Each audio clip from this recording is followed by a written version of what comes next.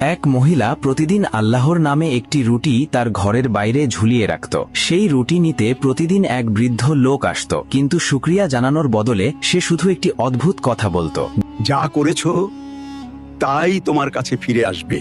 কথাটা শুনে মহিলার খুব রাগ হতো। তার মনে হতো এই বৃদ্ধ দোয়া করার বদলে অভিশাপ করছে। অতিষ্ঠ হয়ে একদিন শয়তান তার মাথার ওপর চেপে বসল। পরের দিন সে রুটিতে বিষ মিশিয়ে দিল, যাতে প্রতিদিনের কেচ্ছাই শেষ হয়ে যায়। কিন্তু যেই সে রুটিটি ঝোলাতে গেল, তার হাত কেঁপে উঠল। সে ভাবল, আস্তাগফিরুল্লাহ, আমি একই গুনাহ করতে যাচ্ছি। সে তখনই ওই বিষাক্ত রুটিটি আগুনে ফেলে দিল এবং একটি ভালো রুটি সেখানে ঝুলিয়ে দিল। তখন বৃদ্ধ এলো, রুটি নিল এবং একই কথা বলে চলে গেল। কিছুক্ষণ পর মেয়েটির দরজায় টোকা পড়ল।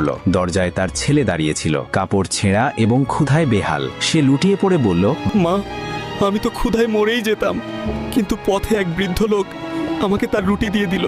মায়ের পায়ের তলা থেকে মাটি সরে গেল। ওটা সেই রুটিই ছিল